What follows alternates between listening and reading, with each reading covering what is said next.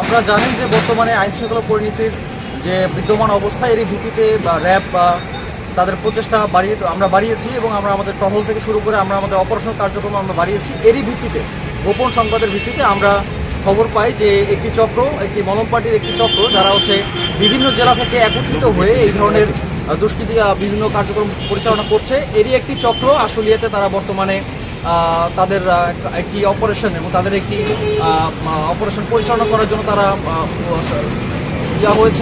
একত্রিত হয়েছে এবং আমরা আমাদের অপারেশন টিম নিয়ে এখানে আসি এবং তাদেরকে হাতে নাতে তাদের মলম পার্টির যে মেডিসিনগুলো সহ আমরা তাদেরকে হাতে নাতে ধরতে সমর্থ হই।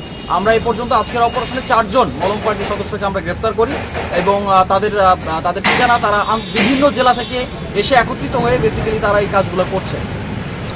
তারা এখানে অবস্থান গ্রহণ করে না। আমাদের প্রাথমিক তথ্য অনুযায়ী তারা জামালপুর, ময়মনসিংহ এবং বিভিন্ন জেলা থেকে এখানে এসে তাদের এই অপকর্মগুলো করে থাকে এবং পরবর্তীতে তারা তাদের কাজ শেষ করে তারা আবার এই এলাকা থেকে চলে যায়। তারা বেসিক্যালি যদি বলে থাকে আন্তঃজেলা মলম পার্টি বা ছিনতাইকারী একটা গ্রুপ আর কি।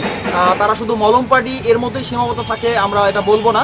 তারা মানুষকে অজ্ঞান করার মাধ্যমে বিভিন্ন জায়গায় নিয়ে গিয়ে মার্ডার থেকে শুরু করে এর বেশি আরও বিভিন্ন কার্যক্রম তারা করে থাকে।